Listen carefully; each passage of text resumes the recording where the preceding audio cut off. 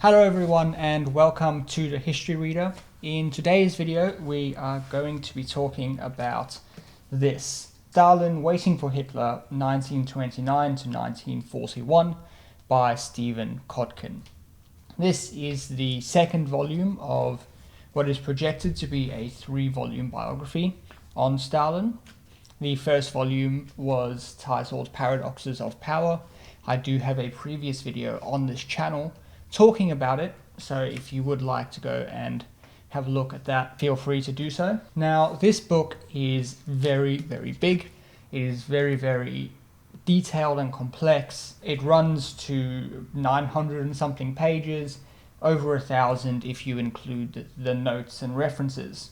So it would be a disservice to the book to try to sum it all up in one video. So what I'm going to do instead is to do a series of videos talking about the book, and thankfully Stephen Kotkin, the author, has split it up into 3 parts for us, and then a small sort of appendix section. But the 3 parts is how I'm going to split up these videos. So in today's video we are going to be talking about part 1, and that part is titled Equal to the Myth, and it comprises 5 chapters, chapters 1 through 5, of course: Triumph of the Will, Apocalypse, Victory, Terrorism, and A Great Power. So the first part of this volume picks up where the first volume left off, and that is Stalin at the end of 1928 having effectively taken total control of the Soviet Union. Lenin is obviously dead, and Stalin is the person in power. However, a big part of that succession was Lenin's testament, which was supposedly written by him calling for Stalin's removal. He says some bad things about other members of the party, but this plagues Stalin. Also in volume 1 we see the clash with Trotsky, eventually ending with Trotsky being exiled. Trotsky is living abroad, various places throughout the period, and he is writing. And this all puts Stalin on edge. He is, and this is the way Kotkin sets up this book, is that they are building towards communism in the USSR, and they are surrounded by the imperialists or the capitalists, and Stalin believes that the imperialists are trying to overthrow him basically through this entire volume, and this is the basis for where he comes from. In the first volume we read about how effectively they had instilled socialism in the cities, but in the countryside, which covers like 1/6 of the world's surface area, basically, is this countryside, which is effectively feudal. When the revolution happens, they are effectively feudal, and the peasants, basically, they go and farm and they feed their families, and then they sell whatever surplus they have.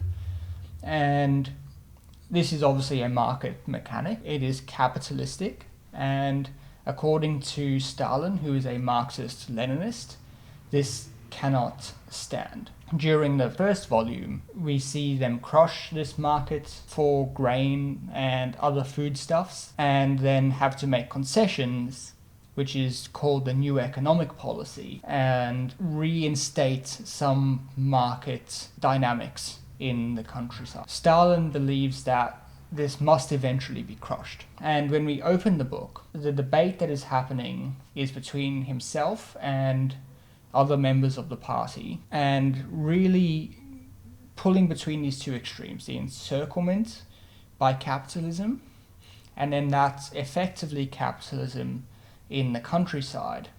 And Russia is flat on its back after the First World War. So they need to industrialize, they need to build factories, they need to rearm, raise another army. Japan is mobilizing in Manchuria as early as 1931, and Stalin needs to make the USSR stronger. And to do that, he needs money. One of the ways he comes up with is to collectivize agriculture. He goes into the countryside, basically takes everyone's land and enslaves 100 million people across a sixth of the world's surface.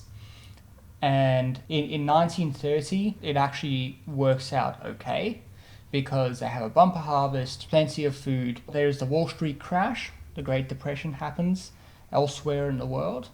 And so Stalin is able to take this grain, which he collectivizes, steals from these peasants, sells it, gets hard currency, and then is able to buy things like manufacturing equipment, he's able to buy plants, he's able to start this process of industrialization. But in 1931, 1932, this collectivization just doesn't work. There are a series of bad weather events, the harvest is not good, and people starve to death. The numbers are really horrifying. In the Kazakh region, what is today effectively Kazakhstan, a third of the ethnic Kazakhs die.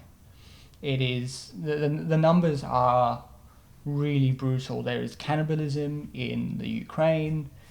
It's really a real human disaster, and it comes down to Stalin's decision to collectivize, and this almost kills him. I mean, not almost kills him, it almost kills his career. But through sheer force of will, we see in the book, he is able to pull through this.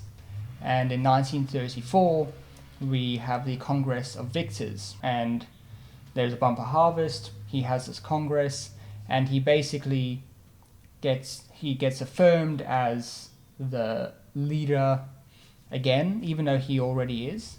But he gets affirmed.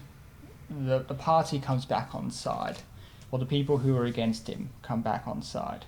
So by 1934, he becomes really the undisputed leader of the party. He has proved that he can do these things that he said he wanted to do, and he's fighting the ideological fight. The second theme that we are talking about here is Kirov's murder and the increasing isolation of Stalin. At the beginning of the part, he's married, he has his wife, who he is clearly very close to.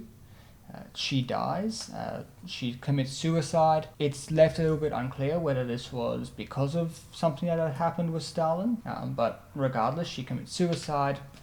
He is left alone, and then Sergei Kirov, really his closest friend, and probably the only person who would have been able to replace him as leader of the Soviet Union, is murdered by kind of a lowly factory worker who had been fired by the name of Nikolaev. While this kind of sets off this paranoia, Stalin, we see the beginnings of the terror, although that is handled in the next part. And Stalin's closest friend is dead. At the end of that chapter, Kotkin writes, Stalin increasingly was alone.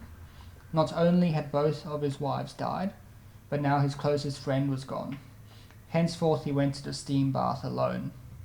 Relations with Orjonikidze had become strained, and Stalin's ardor for Lokoba was cooling, partly as a result of Beria's intrigues. Stalin's newer associates, Andreev, Yezhov, and Zhdanov, were minions, not social peers, and he was not socially close to the unlettered Kaganovich or the stiff Molotov. But Stalin had the Soviet state, which he had helped build into a major military power.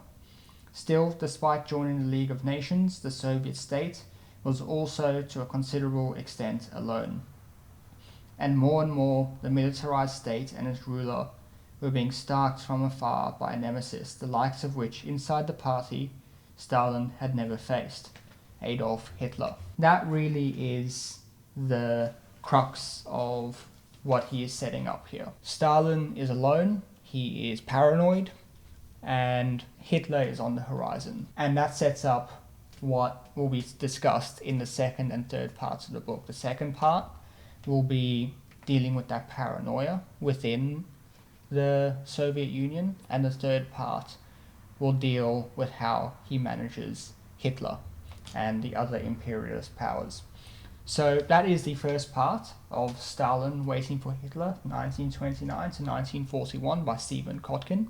I will be back, of course, with parts 2 and 3 once I get through them. Hope you enjoyed the video, and I will see you again soon. Thanks for watching. Bye.